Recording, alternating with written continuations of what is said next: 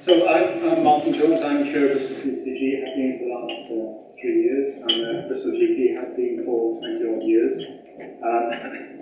Last October I left my practice and I've been walking around the patch since then, which has been absolutely fascinating. As Mary said, I've been doing quite a lot of work in the maternity practice down in Western. Real insight to social life isolation and huge levels of deprivation, illness, both mental and physical health. For Bristol, the challenges. I'm sure most of you are aware of many of these challenges, but just to list a few. Lifestyle issues, alcohol, obesity and exercise. We have a specific problem in Bristol with alcohol outcomes, both like attendances in ED, long-term outcomes for people with alcohol and liver disease. Population in Bristol generally has worse outcomes than the population overall. It's quite an embarrassing thing to say, but it's true. And there's significant inequalities within that. We know there are 10 years difference in life expectancy between Crete and North Bristol, 10 years apart in the country. The number of so PYLL, that's the number of potential years of loss of life, has improved in Bristol in the last 5 to 6 years, from about 3, but the gap hasn't changed at all. We have differences in the number of children living in poverty, is 10 times poverty in these areas. Significant financial challenges across all departments. I think we all recognise that. Significant performance capacity and system resilience issues. So we've had a really difficult winter. We've had a 4-hour challenge, we've had difficulties at both UHB and MBT. I'm glad to say those things are beginning to improve, but they still remain an ongoing challenge until we begin to think about how we integrate our systems better. And for me, that's where I think the kits can really make a difference. We've had lots of really, really good things today around pathways, around improvements to services. But I think we need to begin to think about how we target our hits across that divide between secondary and primary care, introduce new models of care, and we test out some of the new different economic ways of providing primary care in the city. System complexity. We all like to think that's a big issue, and I'm sure many cities have that problem, but I think in Bristol we would all recognise multiple providers, multiple councils, multiple commissioners, 3 CCGs, university, small area of variation population. Very, very difficult problems to deal with. However, it's not to say we don't have some opportunities. We have a very vibrant non-statutory sector, which will support the 5-year forward view. When we did the mental health recommissioning, it was just amazing to see how the non-statutory and the third sector came forward to say, we can provide these services. We're out there. We did a mapping exercise, or market research, around what organisations around the city think they are providing support to mental health services. We came up with about 50 different, 50 different organisations who are doing this across the city. And we must be really aware of these when we think about things like social prescribing.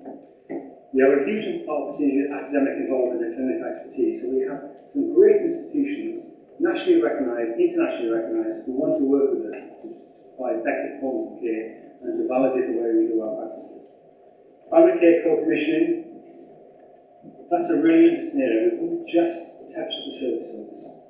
How do we make primary care the service that it wants to be, that it needs to be for tomorrow?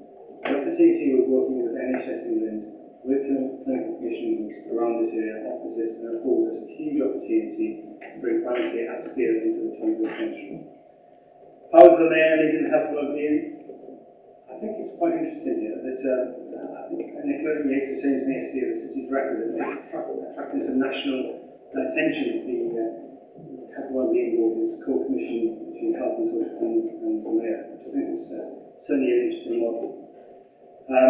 Integration of personalised agenda has started. This is very early days. Lots of stuff we hear this morning from the Symphony project, I think, really speaks to the potential to develop integrated social and medical care budgets. And developing a shared vision of health and care across the whole population, developing joint working with the council. We have seen in the last 3 years a real increase in joint working with the council. It's been a very positive area of development. So just to look at some of our priorities, as we look at them in improved outcomes and integrated working, earlier cancer diagnosis. So there are some specific areas in our city, but generally in Bristol, where we could improve our cancer diagnosis. There's a variety of reasons why that might be the case, but we've got some plans how to do that. Improve vascular outcomes. I was talking to one of the stroke consultants just now about how we could possibly think about a stroke kit going forward. I think that'd be very interesting. Joint with partners on taking forward the alcohol strategy. So there's for those who aren't aware, there's a summit day coming up around alcohol, how we manage alcohol across the city. There are so many parts to this. There's the police, the licensing, the council, education, healthcare, primary healthcare, mental health services, secondary care services, end of life care. At the moment, there's lots of good work going on.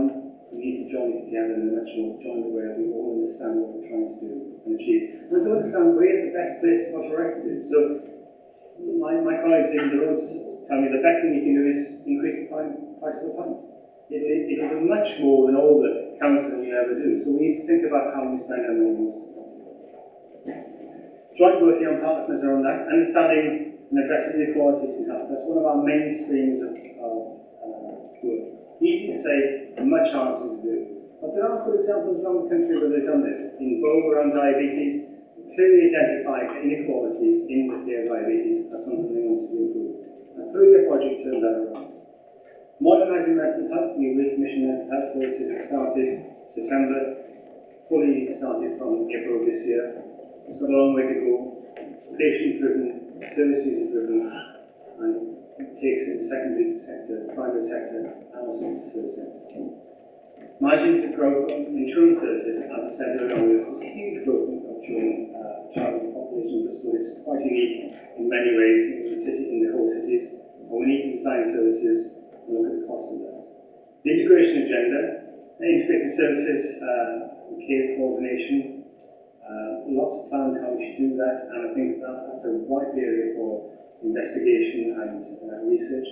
Self-care prevention, working in individual communities and providers. So we know that if we don't release primary care, secondary care to manage the most complex individuals and to improve the management of long-term conditions, urgent care in a much better way, we won't achieve what we need to do. That gap that Simon Stevens has talked about will just grow. At the same time, we need to be able to manage people with other conditions and other problems in a much more sensible way. And we need to think about prevention 20 years downstream. We need to think about healthy communities, how we support transport, how we support getting to school, obesity, exercise, parks, all those kind of things that will contribute in the long term, which are really difficult to do in the short term when you have budgetary constraints. Long-term conditions, providing care closer to home. I think one of the biggest complaints I get from my patients, wherever I work, is the lack of personalisation of their care. I think, if we're honest, we're moving on to this as well as we could. We do it well when we see the individual, but we don't join together. And I want to work with my secondary care colleagues so that we are continuum, that we do it together, so that we all understand what we're doing. I think things that will support that are like the IT, connected care, and everything else. But also there has to be a will. There has to be a will to do this in a joined-up manner and not to continue to work in silos. Developing new ways of working, models of care. I think the 5-year forward view offers us huge opportunities. And I would like to see Bristol really coming forward to think about how we would like to provide integrated care across the city. If we think about things like musculoskeletal disease, Mary very rightly spoke about this. We looked at Bristol as the biggest cause of lifetime health issues in the population. It's around mental health and musculoskeletal. Bad backs, bad legs, joints, musculoskeletal problems. The service we get at the moment is cheap. GPs are not particularly ideal to do this. Patients get routed down pathways very quickly, they end up in hospital and operations. There are huge opportunities. There are loads of people in our city who would like to provide services to people who have needs around core stability, back problems, long-term musculoskeletal issues. And these feed into the mental health issues as well. Happiness, IF recommissioning, all these kind of things that we need to do better.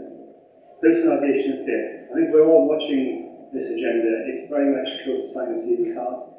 There's a fear about the cost of it, there's a fear about how it will mean to secondary care services. But ultimately, for lots of people, it will develop much better models of care. So how do we work our care? We have clinical program steering groups around things like MSK, cancer, diabetes, CCG, respiratory, mental health service, and we're about to go through IF recommissioning, which I think will be really interesting to see how we do with that. Cost-effective medicine management. We have one of the best medicine management teams in the country. We're very effective prescribers in Bristol as GPs. And I'm not going to take credit for that as a GP. It's our medicine management pharmacist that deliver this So I think if there are people in the room who would like to talk to mental management and how they do that and some of the projects around that, they would be really interested to do so. And we're going through a period of demand for recommissioning our insurance services in the community. There's the transformation programmes, Best Care Bristol, joint working with the councils. Things we've been talking about there are things like self-care hubs, social prescribing. I understand I have conversations with people who today about social prescribing and frustration around that. I totally accept that. I don't think we've done this anywhere near in our community. And I really think this is a strand of work we need to really start to pick up some pace on. Integrated community teams, multi-mobility, frailty, complex conditions. I think we hear today a little bit around the Symphony project about how they're beginning to put some teams together around the cost of care for people with complex needs. And I think there's something from there we could learn. They've done it at a small scale, perhaps we could just produce that slightly larger in Bristol. New models of urgent care, front door. We've not really tackled what the front door should look like across our hospitals in Bristol. I think it's a really exciting opportunity. We say that 40% of people who go to ED could be managed in a different way. Not to say they don't have needs, they're probably not best met by ED. So what are we going to do about that? How are we going to agree to manage that in a different way together? Rehabilitation and enablement, really obviously hugely key, and quite a lot of projects on that. New models of primary care. We keep talking about that. We keep talking about it. It's all in the press. We have the Royal College's views. We have patients' views. I think we just need to start putting our foot in the water and doing that and developing differently. I'll be really excited to have a primary care, interim primary care. I think that would be fascinating, and I think there will be lots of practices to do with the effort. IT enabling programs. So we mentioned Connecting Care. This is really a fantastic program, I think, nationally recognised and also validated in other parts of the world. It was done in New Zealand. It's been shown to improve outcomes there, to save money, and to also improve the way that we integrate care together with our secondary care projects. We have system flow and capacity demand planning. We need to do that better, and we are taking that forward. This is our upside down triangle. It kind of just speaks to a little bit around how we want to do things. You'll see self-care, support and preventative at the very top, and that's really key to this. If we don't get that right, downstream everything else gets flooded up. We're not being able to deliver services properly. We need people in the right place at the right time. We need to do things in the right way, in the right place. And it shouldn't depend on which organisation you're under or where you are at any single time. It should depend on your needs and your personal circumstances. And finally, as an example, we're doing some targeted work around diabetes. It's always struck me that we don't manage diabetes as well as we could. The outcomes for primary care diabetes and assisted would agree with that. The outcomes for patients with vascular problems with diabetes would speak to that as well. And I think what we don't do well about this is that we don't integrate it. So patients see their GPs, they have a certain level of knowledge, they see their practice nurses, have a certain level of knowledge. And then we have these wonderful institutions with fantastic knowledge locked up inside. Well, the only way we can get to that knowledge is to refer the patient. Well, that's fine with some of the time, but a lot of the time all we need is, what is the next step here, please? Can you tell me, can you help me to do this with this patient? And can we do this in a joined up, sensible way? Of course, there's a whole element of cost and how do we make sure we don't disable services. That's not the intention. We do not wish to in any way, shape or form. What we want to do is to make the care for the patient both rapid, correct and reproducible. It has to be the same. Everybody has to learn to do this properly and do very similar care. Patients should expect their diabetic care should be the same in any surgery, any outpatient they walk into this city. We don't have that at the moment. What we're doing at the moment is we've identified 16 practices to take forward an integrated care model with enhanced diabetic specialist nurse care, with support from secondary care, while really joined up with this, and to develop protocols to do this much better. We need to address what does not identify the right people. It allows a system of payment that is based on hitting arbitrary targets that have not been shown to improve the care of diabetics in the city, or care people with diabetes.